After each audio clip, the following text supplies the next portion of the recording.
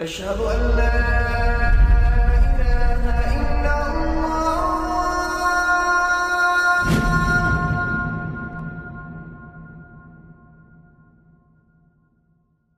Raindrops media পরিবেশিত audio lecture series সিরাহ।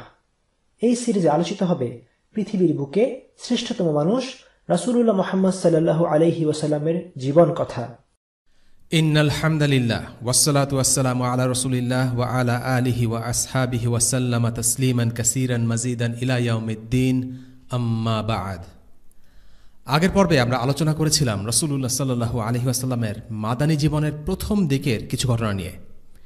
এই সময়টায় রাসূলুল্লাহ মুসলিম জাতিকে একটি গুরুদায়িত্বের জন্য প্রস্তুত করে তুলছিলেন, আর সেই গুরুদায়িত্বটি হল ইসলামের প্রতিরক্ষা ও ইসলামকে গোটা বিশ্বের কাছে পৌঁছে দেওয়ার দায়িত্ব। এবং আমরা রাসূলুল্লাহ সাল্লাল্লাহু আলাইহি ওয়াসাল্লামের 4টি প্রজেক্ট নিয়ে আলোচনা করেছি।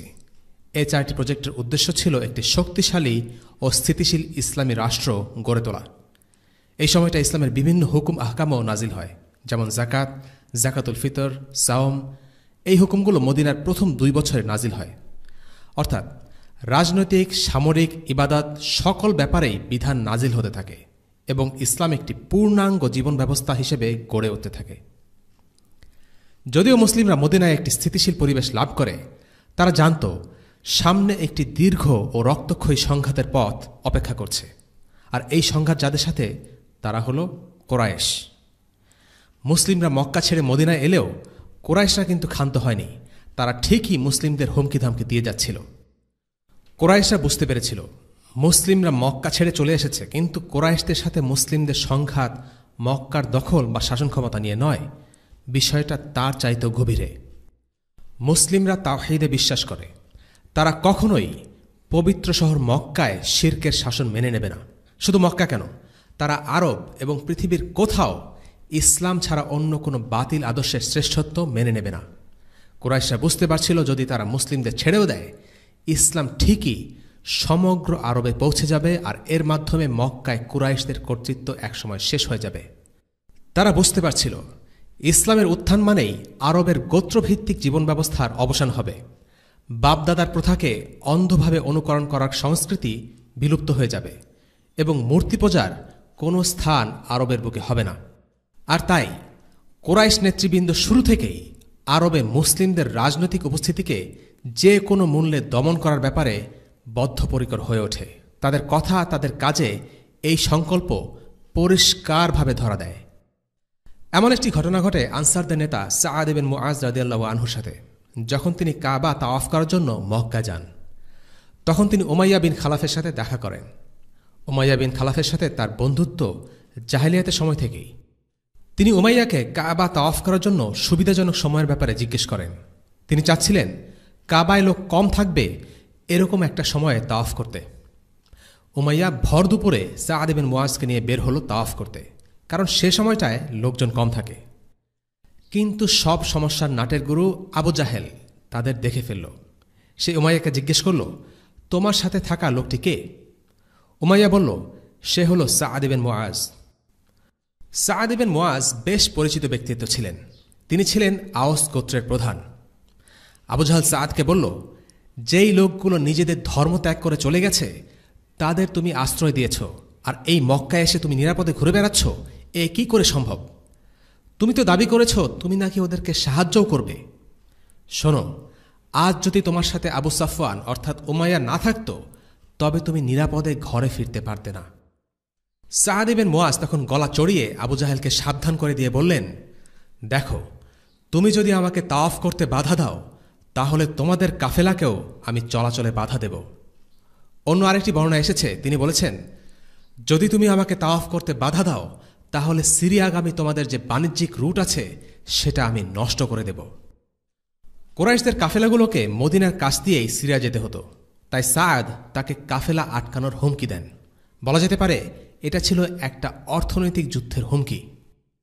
অন্যদিকে আবু জাহেলের কথা থেকে এটা স্পষ্ট যে সে সাআদ ইবনে মুআজকে শত্রু হিসেবেই বিবেচনা করছে, কারণ সাআদ ইবনে মুআজ কুরাইশদের শত্রুদের আশ্রয় দিয়েছে।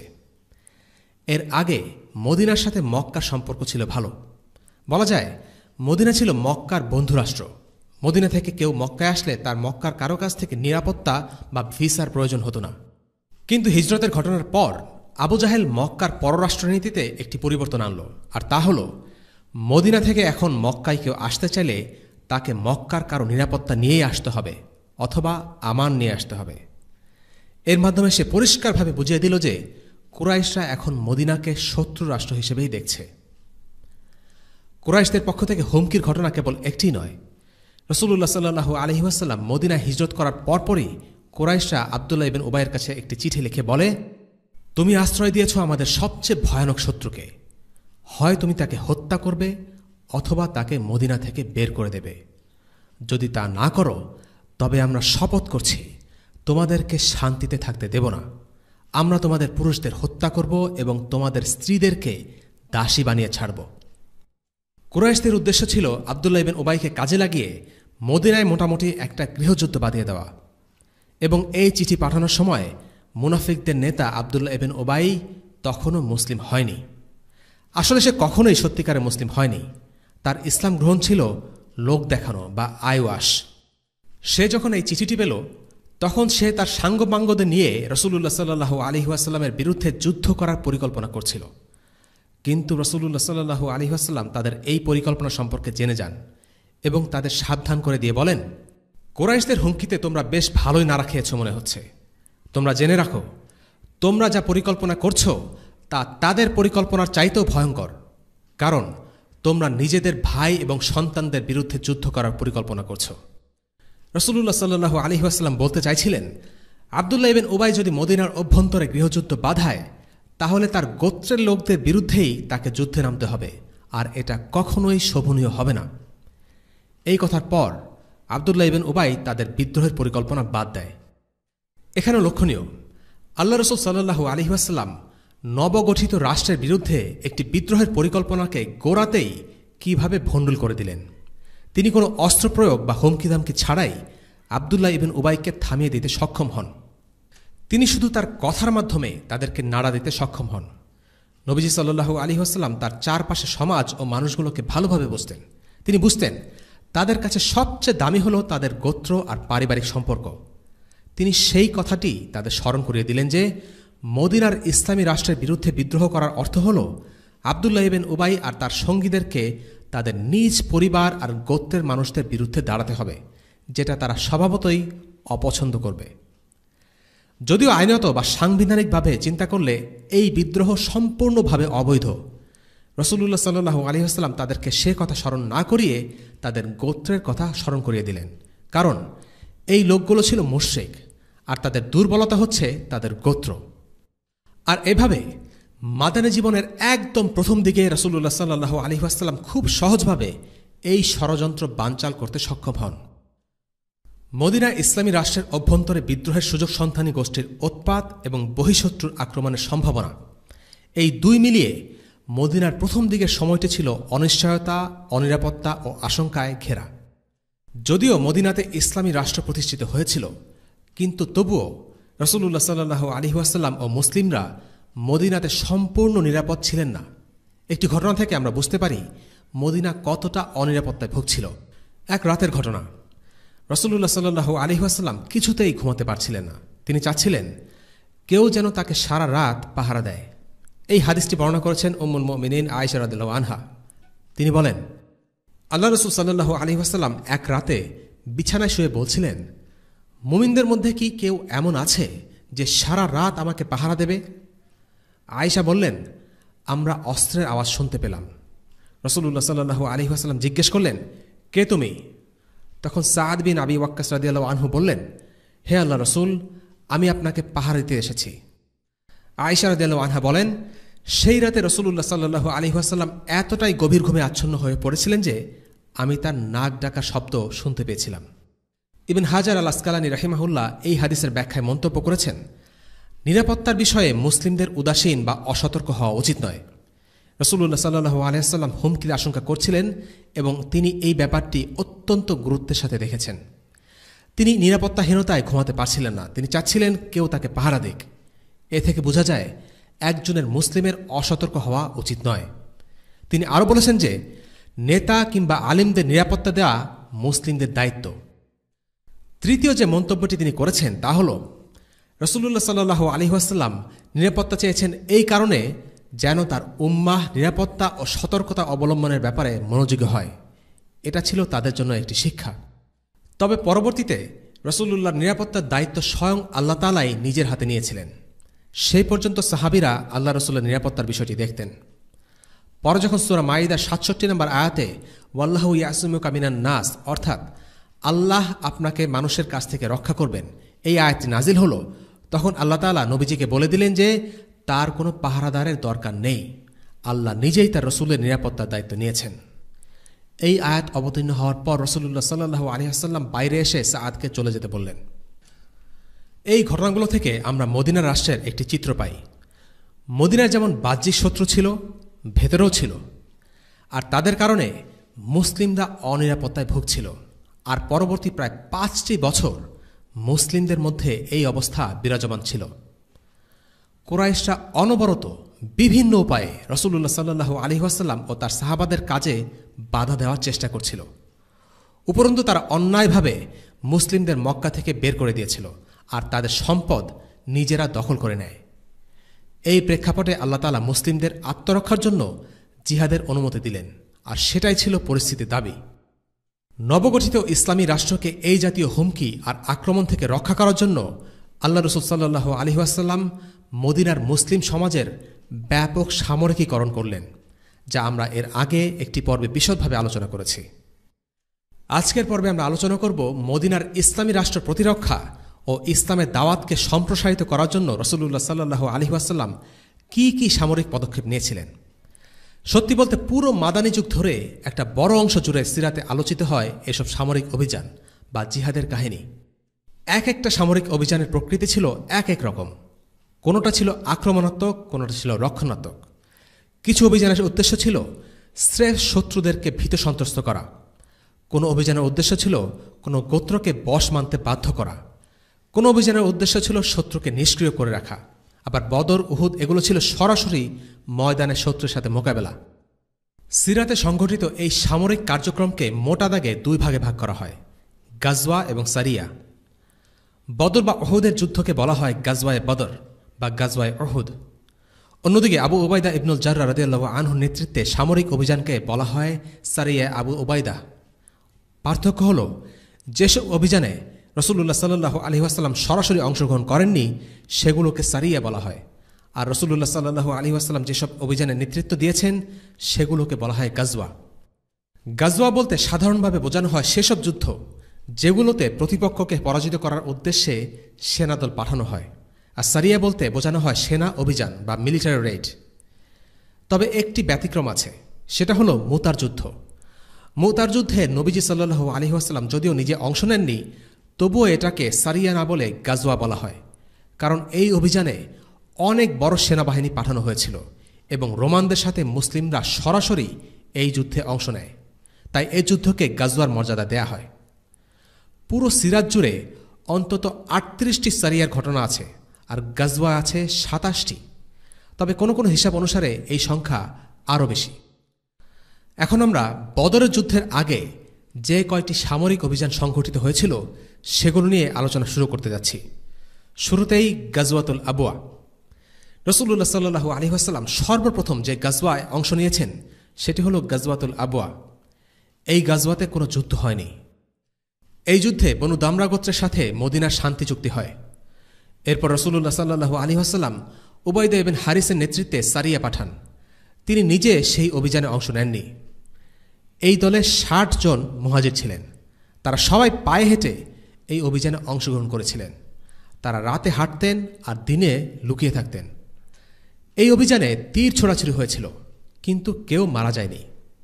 ইসলামের আবির্ভাবের পর মুসলিমদের পক্ষ থেকে সর্বপ্রথম যিনি তীর ছুড়েছিলেন তিনি হলেন সাআদ বিন আবি ওয়াক্কাস রাদিয়াল্লাহু আনহু।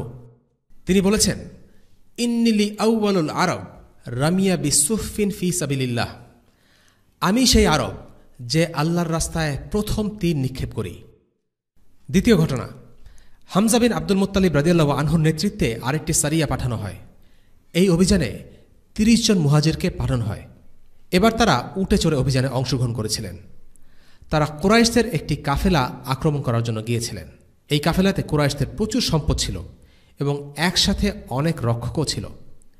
শেষ পর্যন্ত এই অভিযানেও কোনো হতাহতের ঘটনা ঘটেনি, কেননা সেই এলাকায় এক গোত্রনেতার সাথে রাসূলুল্লাহ এবং কুরাইশদের চুক্তি ছিল।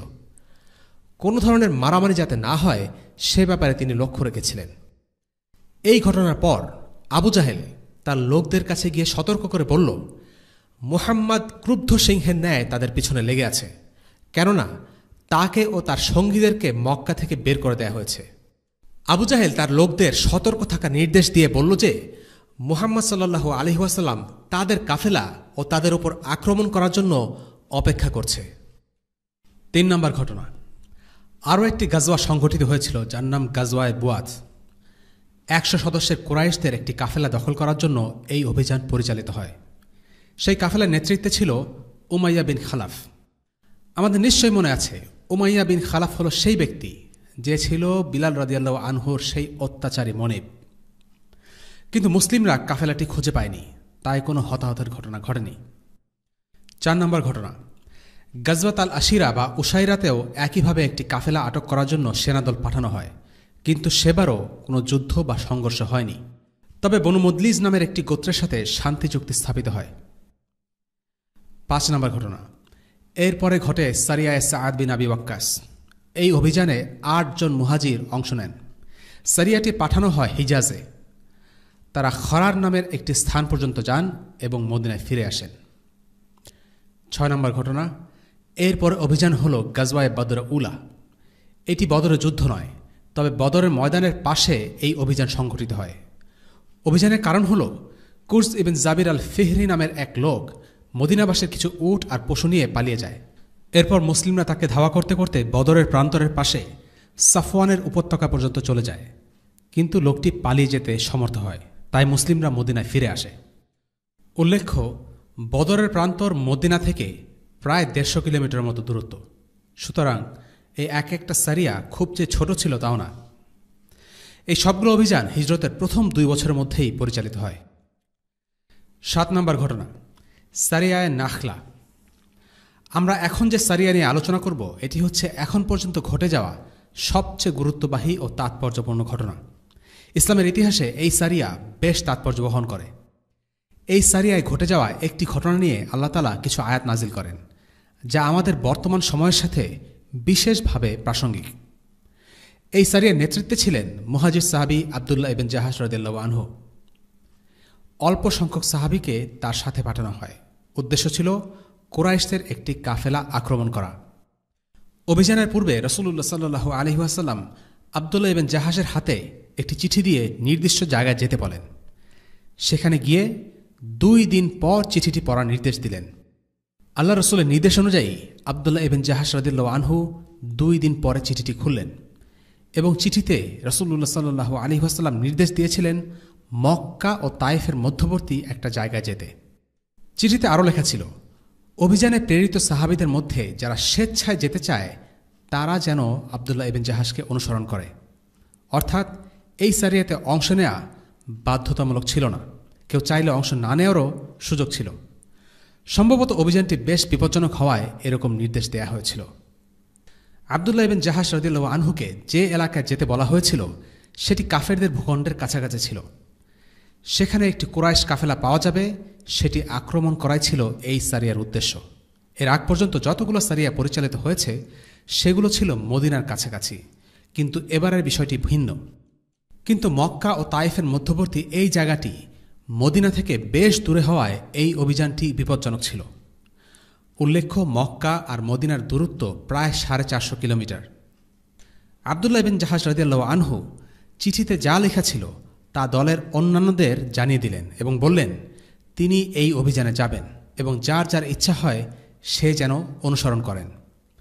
আব্দুল্লাহ ইবন জাহাশ সহ দলের সবার জন্য এই অভিযানটি ঐচ্ছিক ছিল এবং দলের সবাই আব্দুল্লাহ ইবন জাহাশ রাদিয়াল্লাহু আনহুর সাথে যেতে ইচ্ছা প্রকাশ করলেন। তারা আল্লাহর পথে যুদ্ধ করার জন্য এতটাই উদ্গ্রীব ছিলেন যে কেউই দল থেকে বের হননি।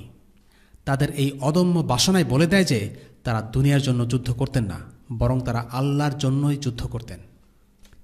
তারা শেষ পর্যন্ত কুরাইশদের কাফেলা খুঁজে পেলেন। কাফেলার নিরাপত্তা ব্যবস্থা তেমন একটা শক্তিশালী ছিল না, মাত্র 4 জন লোক পাহারায় ছিল। তারা কাফেলার খুব কাছাকাছি চলে আসলেন। তীরের সীমানার ভেতর কাফেলা চলে আসলো, কিন্তু তখন সাহাবারা একটা ব্যাপার নিয়ে দ্বিধাদ্বন্দ্বে পড়ে গেলেন। সেদিন ছিল রজব মাসের শেষ দিন, আর 4টি পবিত্র আরবি মাসের একটি হল রজব। আরবরা এই 4টি পবিত্র মাসে নিজেদেরকে যাবতীয় যুদ্ধবিগ্রহ থেকে বিরত রাখত। তাই তারা ভাবলেন, একদিন পরে আক্রমণ করলেই হয়, পবিত্র মাসে আর যুদ্ধ করতে হবে না। কিন্তু সমস্যা হলো, তারা যদি পরদিনের জন্য অপেক্ষা করেন, তবে কাফেলা মক্কার পবিত্র সীমানার ভিতরে, অর্থাৎ হারামের সীমানার ভেতরে ঢুকে যাবে। পবিত্র সীমানার ভেতরেও যুদ্ধবিগ্রহ নিষিদ্ধ, অর্থাৎ তাদেরকে হয় পবিত্র মাসের পবিত্রতা লঙ্ঘন করতে হবে, নতুবা মক্কার পবিত্রতা লঙ্ঘন করতে হবে। অবশেষে তারা সেদিনই, অর্থাৎ রজব মাসে কাফেলা আক্রমণ করার সিদ্ধান্ত নিলেন। তাদের ছোড়া তীরের আঘাতে 4 জন পাহারাদারের আল হাদারামি নামে একজন মারা গেল, আরেকজন পালিয়ে গেল, আর বাকি 2 জনকে কারাবন্দী হিসেবে আটক করা হলো। পুরো কাফেলা মুসলিমদের হাতে চলে আসে। এরপর তারা মদিনায় ফিরে এলেন। এই ঘটনাটি সবার চায়ের কাপে বড় ঝড় তুলল। সবার মুখে মুখে এই অভিযান নিয়ে আলোচনা সমালোচনা। কুরাইশরা এই সুযোগের হাতছাড়া করতে ভুল করল না। তারা এই ঘটনাকে পুঁজি করে ব্যাপক হইচই লাগিয়ে দিল এবং মুসলিমদের বিরুদ্ধে অপপ্রচার চালালো। তারা খুব বড় করে এই কাহিনী প্রচার করতে লাগল। তারা এর বিরুদ্ধে ব্যাপক মিডিয়া ক্যাম্পেইন করল। তারা বলে বেড়ালো, মুহাম্মদ আর তার লোকেরা পবিত্র মাসের রীতি ভেঙেছে, তারা পবিত্র মাসের রক্তপাত করেছে, আমাদের লোকদের বন্দী হিসেবে তুলে নিয়েছে, পবিত্র মাসে আমাদের সম্পদ চুরি করেছে, এই করেছে সেই করেছে। এভাবে তারা এই ঘটনাকে কেন্দ্র করে ব্যাপক শোরগোল তৈরি করল।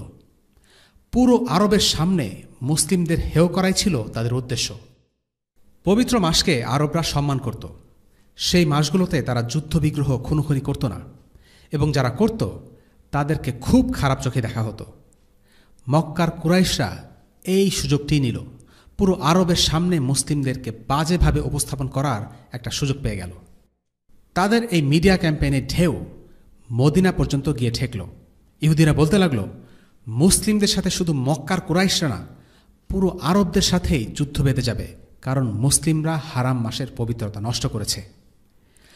অভিযানে অংশ নেওয়া সাহাবীরা ফিরে এলে রাসূলুল্লাহ সাল্লাল্লাহু আলাইহি ওয়াসাল্লাম তাদেরকে বললেন, আমি তো তোমাদেরকে এই পবিত্র মাসে যুদ্ধ করার নির্দেশ দেইনি। অন্যান্য মুসলিমরাও তাদেরকে নিন্দা জানাতে লাগল, তোমরা এমন কাজ কিভাবে করলে, কার নির্দেশে করলে? অভিযানে অংশ নেওয়া মুজাহিদ সাহাবীরা এক কঠিন পরিস্থিতির মুখোমুখি হলেন। তারা মানসিকভাবে খুব বিপর্যস্ত বোধ করতে লাগলেন। আল্লাহ তাআলা এই ব্যাপারটি কিভাবে বিচার করবেন তা নিয়ে তারা খুব চিন্তিত হয়ে পড়লেন। আবার এদিকে রাসূলুল্লাহ সাল্লাল্লাহু আলাইহি ওয়াসাল্লাম অভিযানে বন্দী ব্যক্তি ও কাফেলার সম্পদ গ্রহণ করতে অস্বীকৃতি জানালেন। এতে অভিযানে অংশ নেয়া মুজাহিদরা আরও বেশি চিন্তিত হয়ে পড়েন। তারা জীবনের ঝুঁকি নিয়ে সেখানে গিয়েছিলেন, অথচ তাদের দখলকৃত কাফেলার সম্পদ কেউ গ্রহণ করছে না, বরং সবাই তাদের প্রতি নারাজ। আর এদিকে কুরাইশরা এই ঘটনা থেকে ফায়দা লুটছিল।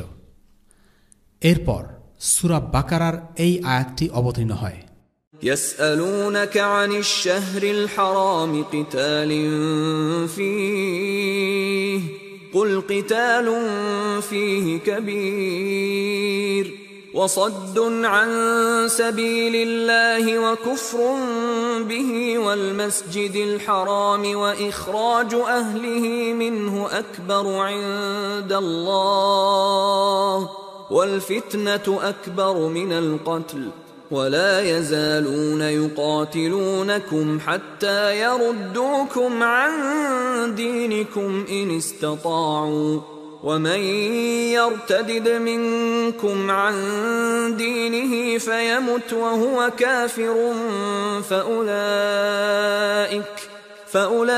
فأولئك حبطت أعمالهم في الدنيا والآخرة وأولئك أصحاب النار هم فيها خالدون। সম্মানিত মাস সম্পর্কে তোমার কাছে জিজ্ঞেস করে যে তাতে যুদ্ধ করা কেমন? বলে দাও, এতে যুদ্ধ করা ভীষণ বড় পাপ। আর আল্লাহর পথে প্রতিবন্ধকতা সৃষ্টি করা এবং কুফরি করা, মসজিদে হারামের পথে বাধা দেওয়া এবং সেখানকার অধিবাসীদেরকে বহিষ্কার করা আল্লাহর নিকট তার চেয়েও বড় পাপ। আর ধর্মের ব্যাপারে ফিতনা সৃষ্টি করা, নরহত্যা অপেক্ষাও মহাপাপ। আর তারা তোমাদের সাথে লড়াই করতে থাকবে যতক্ষণ না তোমাদেরকে তোমাদের দিন থেকে ফিরিয়ে দেয়, যদি সম্ভব হয়। তোমাদের মধ্যে যারা নিজের দিন থেকে ফিরে দাঁড়াবে এবং কাফের অবস্থায় মৃত্যুবরণ করবে, দুনিয়া ও আখিরাতে তাদের যাবতীয় আমল বিনষ্ট হয়ে যাবে, আর তারাই হলো দোজখবাসী। তাতে তারা চিরকাল বাস করবে। সূরা বাকারা আয়াত 217।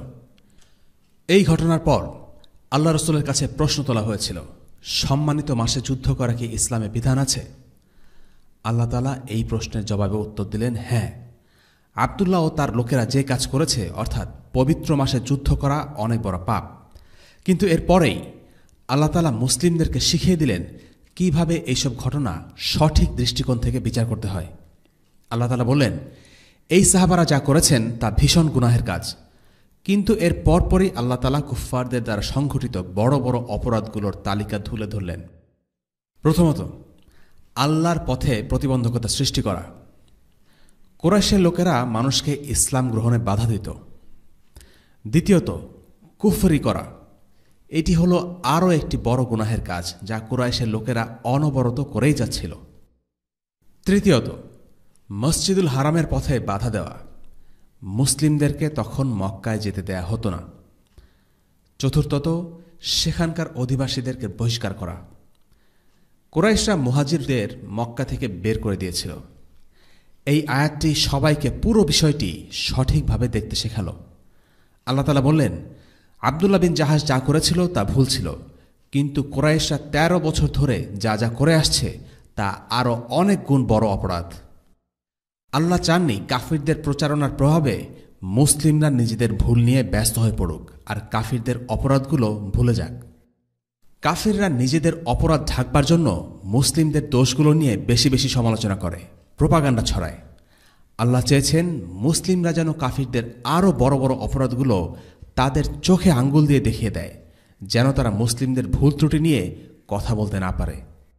আব্দুল্লাহ ইবনে জাহাশ ও তার সঙ্গীরা যখন দেখলেন আল্লাহ তাআলা কুরাইশদের কৃতকর্মের ওপর বেশি আলোকপাত করেছেন এবং এই ব্যাপারে সব কিছু পরিষ্কার বলে দিয়েছেন, তখন তারা স্বস্তি পেলেন।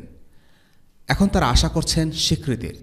এরপর আল্লাহ তাআলা সূরা বাকারার 218 নম্বর আয়াতটি নাজিল করেন, ইন্নাল্লাযীনা আমানু ওয়াল্লাযীনা হাজারু ওয়াজাহাদু ফী সাবীলিল্লাহি উলাইকা ইয়ারজুনা রাহমাতাল্লাহ ওয়াল্লাহু গফুরুর রহিম।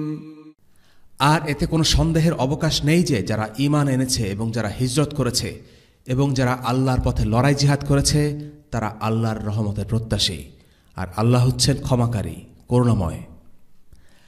আল্লাহ জানিয়ে দিলেন, যদিও আব্দুল্লাহ ইবনে জাহাশ ও তার সঙ্গীরা ভুল করেছে, তবুও তারা আল্লাহ তাআলার রহমতের আশা করতেই পারে। যেহেতু তারা মুজাহিদ, কাজেই তারা অবশ্যই জিহাদের পুরস্কার আশা রাখবেন। ইসলামের ইতিহাসে আব্দুল্লাহ ইবনে জাহাশের এই সারিয়া ছিল তাৎপর্যপূর্ণ ঘটনা। এই সারিয়াতে সর্বপ্রথম কোনো যুদ্ধবন্দী গ্রহণ করা হয়, সর্বপ্রথম যুদ্ধলব্ধ সম্পদ নেওয়া হয় এবং সর্বপ্রথম কোনো কাফিরকে হত্যা করা হয়। এটা ছিল তাদের জন্য মর্যাদার বিষয়। এই দুটো আয়াত নাজিল হওয়ার পর রাসূলুল্লাহ সাল্লাল্লাহু আলাইহি ওয়াসাল্লাম কাফেলার সম্পদ ও 2 জন বন্দীকে গ্রহণ করলেন। কুরাইশের লোকেরা এই 2 জন বন্দীকে মুক্তিপণ দিয়ে ছাড়িয়ে নেয়ার জন্য এসেছিল। অন্যদিকে সারিয়ায় অংশ নেয়া 2 সদস্য তাদের উট খুঁজতে বের হয়েছিল। তাই রাসূলুল্লাহ সাল্লাল্লাহু আলাইহি ওয়াসাল্লাম বললেন, সারিয়ার ওই 2 জন লোক ফিরে আসা না পর্যন্ত বন্দীদেরকে মুক্তি দেওয়া হবে না। আসলে রাসূলুল্লাহ সাল্লাল্লাহু আলাইহি ওয়াসাল্লাম আশঙ্কা করছিলেন যে কুরাইশরা হয়তো তাদেরকে হত্যা করতে পারে। একজন মুসলিম আরেকজন মুসলিমকে কখনো শত্রুর হাতে ছেড়ে দেবে না, যেভাবে দেননি আমাদের রাসূলুল্লাহ সাল্লাল্লাহু আলাইহি ওয়াসাল্লাম। তিনি তাদেরকে কতটা ভালোবাসতেন তা তার এই কাজ থেকে বোঝা যায়। অতঃপর সেই 2 জন মুসলিম সাআদ ইবনে আবি ওয়াক্কাস ও উতবা রাদিয়াল্লাহু আনহুমা ফিরে আসার পর রাসূলুল্লাহ সাল্লাল্লাহু আলাইহি ওয়াসাল্লাম বন্দীদেরকে মুক্তিপণের বিনিময়ে ছেড়ে দেন। বন্দীদের একজন আল হাকিম ইবনে কাইসান মুসলিম হয়ে যান এবং তিনি মদিনাতেই থেকে যান। পরবর্তীতে তিনি শহীদ হন। আরেকজন বন্দী উসমান ইবনে আল মুগীরা মক্কায় চলে যায় এবং কাফের হিসেবে মৃত্যুবরণ করে। এবার আলোচনা করা যাক এই সারিয়া অর্থাৎ সারিয়ায় নাখলা থেকে আমরা কি কি শিক্ষা পাই। প্রথমত, গোপনীয়তা। পুরো সিরাত জুড়ে প্রতিটি মিলিটারি অপারেশনে আল্লাহ রসুল সাল্লাল্লাহু আলাইহি ওয়াসাল্লাম কঠোরভাবে গোপনীয়তা অবলম্বন করেছেন। যে কোনো অপারেশনের সফলতার সাথে গোপনীয়তার বিষয়টি জড়িত। মদিনায় মুসলিমদের কিছু গোপন শত্রু ছিল, যারা কুরাইশদের বিরুদ্ধে অপারেশনের খবর আগে থেকে জানতে পেলে সেই খবর কুরাইশদের জানিয়ে দিতে পারে। নবীজি সাল্লাল্লাহু আলাইহি ওয়াসাল্লাম বিষয়টি জানতেন, আর তাই তিনি কোথাও অপারেশনের উদ্দেশ্যে তার বাহিনী পাঠানোর আগে সর্বোচ্চ গোপনীয়তা অবলম্বন করতেন। তিনি অপারেশনের লক্ষ্যস্থল কোথায় সেটা সবার কাছে প্রকাশ করতেন না, অথবা লক্ষ্যস্থলে যাবার জন্য সাধারণ থেকে ভিন্ন রুট ব্যবহার করতেন, যেন সবাই বুঝতে না পারে সারিয়া কোথায় যাচ্ছে। এই অপারেশনের ক্ষেত্রে আমরা দেখেছি নবীজি সাল্লাল্লাহু আলাইহি ওয়াসাল্লাম অপারেশন কোথায়, কাদের বিরুদ্ধে, সেই ব্যাপারে কাউকে কিছু মুখে বলেননি। তিনি অপারেশনের সমস্ত তথ্য চিঠিতে লিখে দিয়েছেন এবং নির্দেশ দিয়েছেন 2 দিন পর একটা নির্দিষ্ট স্থানে যেন সেটা খোলা হয়। প্রতিটি অভিযানের ক্ষেত্রে রাসূলুল্লাহ সাল্লাল্লাহু আলাইহি ওয়াসাল্লাম অভিনব সব পন্থায় গোপনীয়তা বজায় রাখতেন। দ্বিতীয়ত, কাফেরদের একটি ক্লাসিক্যাল টেকনিক বা কৌশল হল তারা মুসলিমদের একটি ভুল খুঁজে বের করবে এবং ফুলিয়ে ফাঁপিয়ে প্রচার করে ব্যাপক হইচই করবে। তারা সত্যকে অসম্পূর্ণ কিংবা বিকৃতভাবে তুলে ধরবে, মুসলিমদেরকে খুব বাজেভাবে উপস্থাপন করবে। তারা এমনভাবে মুসলিমদের ভুল ত্রুটি উপস্থাপন করবে যেন শুনে মনে হবে সব দোষ মুসলিমদের। মুসলিমদের হামলায় কোনো কাফির নিহত হলে নিহত কাফির ব্যক্তিদের খুবই নিরীহ হিসাবে উপস্থাপন করা হবে, আর মুসলিমদের উপস্থাপন করা হবে রক্তচোষা খুনি হিসেবে। এর একটি ভালো উদাহরণ হচ্ছে 2001 সালের 11 সেপ্টেম্বর বা টুইন টাওয়ারের হামলা। এই হামলাকে পুঁজি করে আমেরিকা দুটো মুসলিম দেশে হামলা চালিয়ে সম্পূর্ণ তছনছ করে দিয়েছে। তারা মিডিয়াতে এই হামলাকে এমনভাবে উপস্থাপন করে যে 9/11-এর কারণেই আমেরিকা মুসলিম দেশে হামলা চালাতে বাধ্য হয়েছে। তারা মানুষকে এমনটা বিশ্বাস করায় যে মুসলিমরা টুইন টাওয়ারে হামলার কারণে তারা নিজেদেরকে প্রতিরক্ষা করছে। আসলে তাদের তথাকথিত প্রতিরক্ষা কোনো প্রতিরক্ষা নয়, বরং প্রতিরক্ষার নামে আগ্রাসন। তারা এমনভাবে শব্দ বাছাই করে যেন শুনে মনে হবে তারাই হচ্ছে ভিকটিম। বাস্তবতা হচ্ছে 9/11-এর বহু আগ থেকেই আমেরিকা ও পশ্চিম বিশ্ব মুসলিম বিশ্বের সাথে যুদ্ধে লিপ্ত। পশ্চিমা শক্তি বছরের পর বছর ধরে মুসলিম দেশগুলোতে দখলদারিত্ব চালিয়েছে, এমনকি দখলদারিত্ব শেষ হয়ে যাবার পরেও রাজনৈতিক ও অর্থনৈতিকভাবে শোষণ করে আসছে। ইসলাম ও মুসলিমদের বিরুদ্ধে পশ্চিমাদের এক অঘোষিত যুদ্ধ। 9/11-এর আগে আমেরিকা ও তার মিত্রবাহিনী লক্ষ লক্ষ মুসলিম হত্যা করেছে, সম্পদ লুট করেছে, অর্থনৈতিক অবরোধের মাধ্যমে মুসলিমদের শিশুদের হত্যা করেছে। অথচ তখন কোনো 9/11-এর ঘটনা ঘটেনি, কিন্তু আমাদের সামনে তারা সেসব ইতিহাস চেপে যায়। তাদের ন্যারেটিভে ইতিহাস শুরু হয়েছে 2001 সালের 11 সেপ্টেম্বর, অথচ ইতিহাস 9/11-এ শুরু হয়নি। 9/11 হল আমেরিকার ভয়াবহ সামরিক আগ্রাসন ও দখলদারিত্বের জবাবে মুসলিমদের একটি মাত্র প্রতিক্রিয়া। মুসলিমদের কোনো ভুল বা বাড়াবাড়ির কারণে তাই কোনো কাফির নিহত হলে টিভিতে হেডলাইন হয়, হাহাকার পড়ে যায়। কিন্তু কাফিররা যখন পাইকারি হারে মুসলিমদের হত্যা করে সেটা কেবল একটা পরিসংখ্যান মাত্র। দুঃখজনক বিষয় হল কাফিরদের এই স্ট্র্যাটেজিতে বেশিরভাগ মুসলিমরা ধোঁকা খায়, তারা কনভিন্সড হয়ে যায়, তারা মুসলিমদের দুষতে থাকে। অথচ কাফির শক্তির নৃশংস কর্মকাণ্ড সম্পর্কে তারা জানেই না অথবা জানার আগ্রহবোধ করে না। 2003 সালে ইরাকে হামলা ও আগ্রাসন চালানো হয়। এর আগে এর কারণ হিসেবে আমেরিকা এবং ব্রিটেন, এই দুই মিত্র শক্তি সারা পৃথিবীকে কনভিন্স করতে সমর্থ হয়েছে যে ইরাকের কাছে ব্যাপক বিধ্বংসী অস্ত্র অথবা ওয়েপন্স অফ ম্যাস ডিস্ট্রাকশন রয়েছে, যা সারা পৃথিবীর জন্য হুমকিস্বরূপ। তারা সারা বিশ্বকে বলেছিল সিআইএর কনফার্মড ইন্টেলিজেন্স রিপোর্ট আছে যে ইরাকের কাছে রাসায়নিক অস্ত্র, নার্ভ এজেন্ট এসব আছে, কিন্তু আজও পর্যন্ত সেই ব্যাপক বিধ্বংসী অস্ত্র খুঁজে পাওয়া যায়নি। তারা ইরাকে 10 লক্ষের উপর লোক হত্যা করেছে। কাফিরদের এই টেকনিক বা কৌশলগুলো মুসলিমদের বুঝতে হবে। ওয়েস্টার্ন মিডিয়া একটা ঘটনার আদ্যপান্ত আমাদের সামনে তুলে ধরে না, বরং আংশিকভাবে উপস্থাপন করে যেন তাদের দোষ ঢেকে রাখা যায় এবং মুসলিমদের দোষ বড় করে উপস্থাপন করা যায়। তারা ঘটনার প্রেক্ষাপটকে এড়িয়ে যায়, ভুলভাবে ব্যাখ্যা করে অথবা বিকৃত করে। তারা এমনভাবে শব্দ বাছাই করে যেন তাদের অপরাধ ছোট মনে হয়, আর মুসলিমদের অপরাধ ফুলে ফেপে বাড়িয়ে চড়িয়ে প্রকাশ পায়। তারা তথ্য আর তত্ত্বকে তাদের সুবিধা মতো উপস্থাপন করে।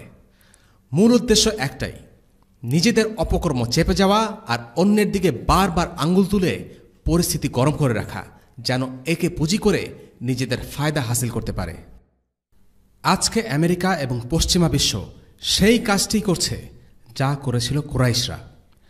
কুরাইশরা যখন তাদের মিডিয়া প্রোপাগান্ডার মাধ্যমে মুসলিমদের ব্যাপারে বিষোদ্গার করছিল, তখন আল্লাহ তাআলা মুসলিমদের শিখিয়ে দিয়েছেন কিভাবে এই বাস্তবতাকে বুঝতে হবে, কিভাবে একটি পরিস্থিতিকে সঠিকভাবে বিচার করতে হবে এবং কিভাবে কাফির মিডিয়ার প্রোপাগান্ডার জবাব দিতে হবে। এই প্রসঙ্গে একজন দায়ীর গুরুত্বপূর্ণ কিছু কথা আমরা উল্লেখ করছি। তিনি বলেন, কাফির মিডিয়ার প্রোপাগান্ডার সামনে আমাদের কখনোই রক্ষণাত্মক হয়ে পড়া উচিত নয়, বরং কৈফিয়ত দেওয়ার চেষ্টা না করে ইসলামের এইসব শত্রুদের তাদের অপরাধের জন্য কাঠগড়ায় তোলা উচিত। ইবন জাহাসের আপাত দৃষ্টিতে অনুচিত কাজটিকে তারা সততাপূর্ণ উপায়ে এমনভাবে ঢাকঢোল পিটিয়ে সবার সামনে তুলে ধরেছিল যে তাদের নিজেদের সব অপকর্ম এর নিচে চাপা দিয়ে ফেলেছিল। অথচ তাদের অন্যায় ও অপকর্ম এই ঘটনার মূল প্রভাবক হিসেবে কাজ করেছিল। তাদের এই উদ্দেশ্যমূলক প্রচারণার জবাবে আল্লাহ মুসলিমদেরকে তাদের ফাঁদে পা দিয়ে রক্ষণাত্মক হতে বলেননি, মুশরিকদের সামনে কৈফিয়ত পেশ করতেও বলেননি, বরং আল্লাহ তাআলা মুসলিমদেরকে আদেশ করেছেন এই মুশরিকদের সকল অপকর্ম সবার সামনে তুলে ধরতে। এখানে মুসলিমদের আচরণটা হবে এমন, আরে তুমি কাকে সন্ত্রাসী উগ্রপন্থী বলছো? তুমি নিজে কি করেছো আমাদের সাথে, সেই ইতিহাসের দিকে আগে তাকাও। এই যুগে এসেও মুসলিমদের এই ধরনের পরিস্থিতিতে পড়তে হয়। যখনই আমাদের বিরুদ্ধে সন্ত্রাসবাদ, উগ্রপন্থা এবং এই ধরনের আরও অনেক অতিপরিচিত কিছু অভিযোগ তাক করা হয়, তখন অধিকাংশ মুসলিম হয়তো ভালো নিয়ত থেকেই রক্ষণাত্মক অবস্থানে গিয়ে নিজেদের নির্দোষ প্রমাণে ব্যস্ত হয়ে পড়েন। তারা বলে, দেখুন, অল্প কিছু মানুষের কাজের জন্য আমাদের ভাবমূর্তি নষ্ট হতে দেয়া যায় না। আমরা শান্তিকামী মুসলমান। ইসলাম নিরীহ মানুষ হত্যা কোনো ক্রমেই সমর্থন করে না। এইসব কিছু গদবাধা বুলি আওড়ে তারা যেন ইসলামকে কলঙ্কমুক্ত করার চেষ্টা করে। আগ বাড়িয়ে এসব কথা বলে নিজেদের ভাবমূর্তি পরিচ্ছন্ন রাখার চেষ্টা করাটা পরাজিত মানসিকতার লক্ষণ। পশ্চিমারা এভাবেই আমাদের জন্য ফাঁদ পেতে রেখেছে। তারা চায় আমরা নমনীয় হই, কৈফিয়ত ও আত্মরক্ষাসুলভ প্রতিক্রিয়া প্রদর্শন করি, যাতে করে তাদের নিজেদের হিংস্র ও রক্তাক্ত ইতিহাস আড়াল করতে পারে। এই কারণেই এই আয়াতটি আমাদের শিক্ষা দেয়, কাফিরদের সামনে হাঁটু গেড়ে বসে নমনম হয়ে নিজেদের নির্দোষ প্রমাণ করার এই বেদনাদায়ক মানসিকতা যেন আমরা পরিত্যাগ করি, বরং হাটে হাড়ি ভেঙে তাদেরকে যেন তাদের অপকীর্তিগুলোকে দেখিয়ে দেই। এই আয়াতে মুসলিমদেরকে কুরাইশদের অপকর্ম ও অন্যায়ের স্বরূপ উন্মোচন করে দিতে শিক্ষা দেওয়া হয়েছে। এর উদ্দেশ্য ছিল তাদের তর্জন গর্জনকে সীমিত করে দেওয়া। ঠিক একইভাবে আমাদের উচিত আজকে যারা ইসলামের শত্রু তাদের সীমালঙ্ঘন সম্পর্কে ওয়াকিবহাল হওয়া এবং সেগুলোর একটি তালিকা করা এবং সেগুলো মুখস্থ রাখা। যখনই তারা আমাদের বিরুদ্ধে সন্ত্রাস বা উগ্রপন্থার অভিযোগ তুলে আঙ্গুল তাক করা ধৃষ্টতা দেখাবে এবং নিজেদেরকে পরম হিতৈষী শান্তিকামী হিসেবে দাবি করবে, তখন আমরা তাদের কুকীর্তির ইতিহাস সবার সামনে উন্মোচন করব। বর্তমান পরিস্থিতিতে এই কথাগুলো বোঝা আমাদের জন্য খুবই গুরুত্বপূর্ণ। পুরো পরিস্থিতিকে সঠিক দৃষ্টিকোণ অথবা পার্সপেক্টিভ থেকে দেখতে হবে। মুসলিমদেরকে মিডিয়ার ধোঁকার ব্যাপারে সতর্ক হতে হবে। গ্লোবাল কিংবা লোকাল কোনো মিডিয়াই সত্যের পক্ষে নেই। একজন মুসলিমের জন্য এসব ব্যাপারে সতর্ক হওয়া অতি জরুরি। যে কোনো কিছু শোনা মাত্র বিশ্বাস করা উচিত নয়। আজকে ইসলামের শত্রুরা সেই সব দায়ীদের হত্যা করেছে যারা সত্যিকারের ইসলাম প্রচার করছেন, অথবা তাদেরকে কারাবন্দী করছে কিংবা হত্যার হুমকি দিচ্ছে। সত্য উপস্থাপন করার চেষ্টা করলেই মুসলিমদের নিগ্রহের শিকার হতে হচ্ছে। মুসলিমদের রক্ত হয়ে পড়েছে মূল্যহীন। এই অবস্থায় মুসলিমদের দিকে কাফিরদের আঙ্গুল তোলার কোনো সুযোগ দেয়া যাবে না, বরং মুসলিমদেরই উচিত কাফিরদের কৃত সন্ত্রাসী কর্মকাণ্ড ও অপরাধের তালিকা করে তাদের দিকে ছুঁড়ে মারা। সারিয়া নাখলার তৃতীয় শিক্ষা হচ্ছে, মুসলিমদের একে অপরের প্রতি ভালোবাসা থাকা খুব জরুরি। নবীজি সাল্লাল্লাহু আলাইহি ওয়াসাল্লাম 2 জন মুসলিমকে ফিরে পাওয়ার আগ পর্যন্ত বন্দী কাফিরদের ছেড়ে দিতে অস্বীকৃতি জানান। অনেক মোটা অঙ্কের টাকা মুক্তিপণ হিসেবে অফার করা হলেও নবীজি এই অফার গ্রহণ করেননি। এই থেকে বোঝা যায় মুসলিমদের পরস্পরের প্রতি বিশ্বস্ত থাকা কতটা জরুরি। এখন আমরা সংক্ষেপে আলোচনা করব অন্যান্য সারিয়া থেকে আমরা কি কি শিক্ষা পাই। 1 নাম্বার, ছোট ছোট এসব সামরিক অভিযানের মূল উদ্দেশ্য ছিল চারদিকে রাসূলুল্লাহ এবং মুসলিমদের উপস্থিতি জানান দেওয়া। রাসূলুল্লাহ সাল্লাল্লাহু আলাইহি ওয়াসাল্লাম বিভিন্ন জায়গায় সারিয়া পাঠিয়ে মদিনার চারপাশে সবাইকে একটি বার্তা পাঠিয়ে দিলেন যে মুসলিমদের একটি সামরিক শক্তি আছে এবং তারা তার ব্যবহার করতে সক্ষম। সেই যুগে আরবে গোত্রভিত্তিক ব্যবস্থায় যদি কোনো গোত্র দুর্বল হতো তবে শক্তিশালী কোনো গোত্র সেই দুর্বলতার সুযোগ নিত। তাই আরবের বিভিন্ন গোত্রের মাঝে মুসলিমদের শক্তি সম্পর্কে ধারণা দেওয়ার জন্য রাসূলুল্লাহ সাল্লাল্লাহু আলাইহি ওয়াসাল্লাম সারিয়া প্রেরণ করতেন। তখন পর্যন্ত কুরাইশরা আরব গোত্রের মাঝে বেশ উঁচু অবস্থানে ছিল। তাদের আরবের প্রধান হিসেবে গণ্য করা হতো। তারা ছিল কাবার রক্ষক, আর তাই আরবের অন্যান্য গোত্রদের মাঝে তাদের প্রতি বিশেষ ধরনের সম্মান ছিল। রাসূলুল্লাহ সাল্লাল্লাহু আলাইহি ওয়াসাল্লাম এই ধারণাটিকে ভেঙে দিতে চেয়েছিলেন। তিনি সবাইকে জানিয়ে দিলেন এই অঞ্চলে কুরাইশদের একটি শক্ত প্রতিদ্বন্দ্বী হিসেবে মুসলিমরা আছে। আর এই সারিয়াগুলো যে কেবল বহিঃশত্রুর উদ্দেশ্যে একটি বার্তা বহন করত তা নয়, মদিনার অভ্যন্তরীণ শত্রুদের জন্যও এই অভিযানগুলো একটি বার্তা বহন করত। তারা সবসময় মুসলিমদের সক্রিয় কার্যক্রম স্বচক্ষে দেখতে পেত। প্রতিটি সামরিক অভিযান থেকে মুসলিমদের বেশ কিছু অর্জন ছিল। এই বিষয়টা তাদেরকে মনস্তাত্ত্বিক চাপের মুখে রাখত। মুসলিমদের শক্তি সামর্থ্যকে তারা ভয় করে চলত। তারা যখন দেখত মুসলিমরা একটার পর একটা সামরিক অভিযান প্রেরণ করছে, স্বাভাবিকভাবেই তারা মদিনা আক্রমণের ব্যাপারে আশা ছেড়ে দিত। 2 নম্বর শিক্ষা, রাসূলুল্লাহ সাল্লাল্লাহু আলাইহি ওয়াসাল্লাম সব গোত্রের সাথে যুদ্ধে জড়াননি। কিছু গোত্রের সাথে তিনি সন্ধি চুক্তিতে আবদ্ধ হয়ে তাদেরকে নিষ্ক্রিয় করে ফেলেন। রাসূলুল্লাহ সাল্লাল্লাহু আলাইহি ওয়াসাল্লামকে তখন মুশরিকদের সাথে সন্ধি চুক্তি করার অনুমতি দেয়া হয়েছিল। যেমন বনু দামরা ও জুহাইনা গোত্রের সাথে আল্লাহ রাসূল সাল্লাল্লাহু আলাইহি ওয়াসাল্লাম চুক্তি করেন।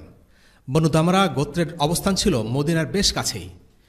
এই গোত্রের সাথে চুক্তির ফলে তারা মুসলিমদের সাথে যুদ্ধ করা থেকে বিরত থাকে এবং এর ফলে তাদের অঞ্চল দিয়ে মুসলিমরা নিরাপদে বিভিন্ন সামরিক অভিযানে অংশ নিতে পারত।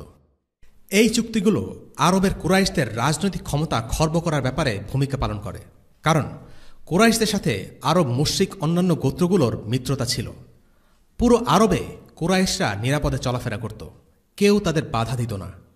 এই বিশেষ সুবিধা কেবল কুরাইশরাই ভোগ করত। কিন্তু আল্লাহ রাসূল সাল্লাল্লাহু আলাইহি ওয়াসাল্লাম যখন বিভিন্ন গোত্রের সাথে চুক্তি করলেন, তখন সেই গোত্রগুলোর সাথে কুরাইশদের আর মিত্রতা থাকল না। এই কারণে আরবে কুরাইশদের চলাচল এবং কাফেলা বাণিজ্য ধীরে ধীরে অনিরাপদ হয়ে পড়ে। 3 নম্বর শিক্ষা, সারিয়াগুলো প্রেরণের আরেকটি বড় উদ্দেশ্য ছিল কুরাইশদের উপর একটি অর্থনৈতিক যুদ্ধ চাপিয়ে দেয়া। অধিকাংশ সারিয়া কুরাইশদের কাফেলা দখল করার জন্য পাঠানো হয়েছিল। এই কাফেলাগুলোকে নিরাপত্তা দেওয়ার জন্য কুরাইশরা আরও বেশি বেশি করে অর্থ খরচ করা শুরু করে, ফলে তাদের অর্থনীতিতে চাপ পড়ে। ইসলামী ফিকহ অনুসারে যখন কোনো মুসলিম রাষ্ট্র অন্য কোনো রাষ্ট্রের সাথে যুদ্ধাবস্থায় থাকে, তখন শত্রু সম্পদ ও রক্ত মুসলিমদের জন্য হালাল হয়ে যায়। এই সারিয়ার মাধ্যমে রাসূলুল্লাহ সাল্লাল্লাহু আলাইহি ওয়াসাল্লাম কুরাইশদের অর্থনীতিতে আঘাত করেন। এটি ছিল কুরাইশদের অস্তিত্বের জন্য হুমকিস্বরূপ। বদর যুদ্ধের সূচনাই হয়েছিল আবু সুফিয়ানের অধীনস্থ একটি কাফেলার আক্রমণের মধ্য দিয়ে। 4 নম্বর শিক্ষা, এই সারিয়াগুলো ছিল মদিনার চারপাশে বেদুইনদের আধিপত্যের জন্য হুমকিস্বরূপ। সে সময়ে বেদুইনরা বাণিজ্য কাফেলাগুলোর কাছ থেকে এক প্রকার ট্যাক্স সংগ্রহ করত। বিনিময়ে তারা সেসব কাফেলাগুলোকে নিরাপদে চলাফেরা করার জন্য ছেড়ে দিত। মুসলিমরা এই বেদুইনদেরকে ট্যাক্স দিতে অস্বীকৃতি জানায়। আমরা একটু আগেই কুরস ইবন জাবিরের কাহিনী আলোচনা করেছি। এই বেদুইন লোকটি মুসলিমদের কিছু গবাদি পশু চুরি করে পালিয়ে যাওয়ার পর মুসলিমরা তার পেছনে প্রায় 150 কিলোমিটার ধাওয়া করে। আলিমগণ এই অভিযানকে বদরের ছোট যুদ্ধ বলেও অভিহিত করেছেন। যদিও এই অভিযানে মুসলিমরা তাকে ধরতে পারেনি, কিন্তু এই ঘটনার বেশ কিছু ইতিবাচক প্রভাব ছিল। বেদুইনরা মদিনায় আচমকা আক্রমণ করার ব্যাপারে পরিকল্পনা বাদ দেয়। এমনকি মদিনার বাইরেও তারা মুসলিমদের আক্রমণ করার ব্যাপারে কিছুটা নিরাশ হয়ে পড়ে। এবং 5 নম্বর শিক্ষা, এই অভিযানগুলো ছিল মুসলিমদের জন্য একটা মিলিটারি ট্রেনিং স্বরূপ। তারা এইসব সারিয়ার মাধ্যমে যুদ্ধের ব্যাপারে বাস্তব অভিজ্ঞতা অর্জনের সুযোগ পেয়েছিল। এসবের মাধ্যমে তারা যুদ্ধের ময়দান পরিদর্শন, শত্রুপক্ষকে আচমকা আক্রমণ, ছত্রভঙ্গ করা ইত্যাদি নানা রকম সামরিক কায়দা কৌশল আয়ত্ত করেছিলেন। একই সাথে তারা আশেপাশের এলাকা ও গোত্রগুলোর শক্তি সম্পর্কে ধারণা লাভ করেছিলেন। কোরাইশ ও মুসলিমদের এই বিরোধ চলাকালীন সময়ে যতগুলো সারিয়া বা মিলিটারি রেইড প্রেরণ করা হয়েছে তার সবই করেছে মুসলিমরা। কুরাইশদের মধ্যে এই কৌশল প্রচলিত ছিল না। বলা যেতে পারে এটা পুরোপুরি ইসলামী সমর সংস্কৃতির অংশ। উল্লেখ্য, এই অভিযানগুলোতে অংশ নিয়েছিলেন কেবল মুহাজিররা। এর কারণ হল মদিনার আনসারদের সাথে চুক্তি ছিল তারা মদিনাকে প্রতিরক্ষা করবেন। মদিনার বাইরের অভিযানে অংশ নেবার জন্য তারা বাধ্য ছিলেন না। তাই নবীজি সাল্লাল্লাহু আলাইহি ওয়াসাল্লাম শুধু মুহাজির সাহাবীদের এইসব অভিযানে প্রেরণ করেন। তবে আনসাররা এই চুক্তির ধারা অনুসারে কেবল মদিনার ভেতরেই তাদের জিহাদ সীমাবদ্ধ রাখেননি, বরং তারা মদিনার বাইরে গিয়ে জিহাদে অংশ নিয়েছিলেন। রাসূলুল্লাহ সাল্লাল্লাহু আলাইহি ওয়াসাল্লাম তাদেরকে মদিনার বাইরে জিহাদে অংশ নিতে বাধ্য করেননি, বরং তারা নিজেরাই উৎসাহী হয়ে মদিনার বাইরে জিহাদে অংশ নিয়েছেন। পরবর্তী পর্বগুলোতে আমরা সেই কাহিনী জানতে পারব ইনশাআল্লাহ। আজকের পর্ব এখানেই শেষ। আজকে আমরা যে সামরিক অভিযানগুলোর কথা উল্লেখ করলাম সেগুলো খুব বড় বা বিখ্যাত অভিযান ছিল না। এই অভিযানগুলোর কারণে কোনো পক্ষের তেমন কোনো ক্ষয়ক্ষতি হয়নি। কিন্তু এই ছোট ছোট ঘটনাগুলো মুসলিমদের সাথে কুরাইশদের মধ্যে একটি বড় সংঘাতের ক্ষেত্র প্রস্তুত করে। দুই পক্ষের মধ্যে বিরোধের উত্তাপ ক্রমশ বাড়তে থাকে, আর এরই ধারাবাহিকতায় সংঘটিত হয় ঐতিহাসিক যুদ্ধ, বদরের যুদ্ধ, যে দিনটি ছিল সত্য আর মিথ্যার পার্থক্যকারী দিন। শেষ করার আগে আবু জাহেলের একটি উক্তি আমরা উল্লেখ করছি, যা আজকের পর্বের আলোচনাকে সংক্ষেপে তুলে ধরে। এই উক্তিটিকে বলা চলে একটি মনস্তাত্ত্বিক যুদ্ধের সংলাপ, যা আমাদের সামনে কোরাইশ বনাম মুসলিম বিরোধের একটি চিত্র তুলে ধরে। সে বলেছিল, হে কোরাইশরা, দেখা যাচ্ছে মুহাম্মদ আসলেই ইয়াসরিব অর্থাৎ মদিনায় শক্ত স্থান করে নিয়েছে এবং সে আগাম সৈন্যবাহিনী প্রেরণ করেছে। সে এখন গনিমত হিসাবে তোমাদের সম্পদ চায়। সুতরাং তার পাশ থেকে অতিক্রম করার সময় অথবা হামলা করার ব্যাপারে সাবধান হয়ে যাও, কারণ সে এখন এক হিংস্র সিংহের মতো। সে তোমাদের প্রতি অনেক ক্রুদ্ধ, কারণ উটের খুর থেকে পরজীবী পরিষ্কার করার মতো তোমরা তাকে এখান থেকে তাড়িয়ে দিয়েছিলে। আল্লাহর কসম, তার সাথে জাদুকর আছে। আমি শয়তানকে তাকে এবং তার সঙ্গী সাথীদেরকে সবসময় সাথে দেখেছি। নিশ্চয় তোমরা কাইলার সন্তানদের শত্রুতা সম্পর্কে অবগত। মদিনার আওস এবং খাজরাজ কাইলা নামক এক নারীর উত্তরসূরি ছিল। সুতরাং মুহাম্মদ একজন শত্রু যে অন্যান্য শত্রুদের সাহায্য গ্রহণ করেছে। ওয়াসাল্লাল্লাহু আলা সাইয়্যিদিনা মুহাম্মদ ওয়া আলা আলিহি ওয়া আসহাবিহি ওয়া সাল্লাম। আলহামদুলিল্লাহি রাব্বিল আলামিন। আসসালামু আলাইকুম ওয়া রাহমাতুল্লাহি ওয়া বারাকাতুহু। রেইনড্রপস মিডিয়ার অন্যান্য প্রজেক্ট সম্পর্কে জানতে ভিজিট করুন www.raindropsmedia.org অথবা ফেসবুক পেজ www.facebook.com/raindropsmedia অথবা ইউটিউব চ্যানেল www.youtube.com/raindropsmediaorg2015